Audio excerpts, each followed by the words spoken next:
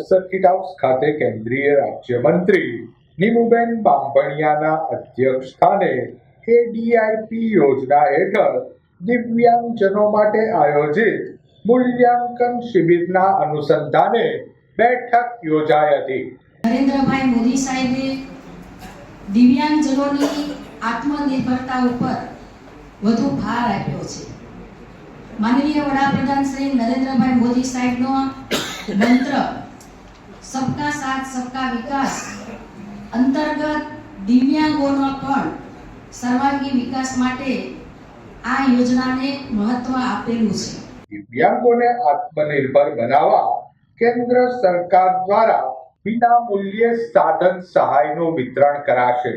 આગામી 5 ડિસેમ્બરથી 18 ડિસેમ્બર સુધી જિલ્લાના 12 મથકો પર ટ્રાયસિકલ, વ્હીલચેર, કાકકોડી, કાનનું મશીન, દ્રષ્ટિ બાધિત માટે folding stick, Braille kit, ADL kit સહિતના 17 જેટલા ઉપકરણોના પરીક્ષણ માટે નિઃશુલ્ક નોંધણી કરવામાં આવશે।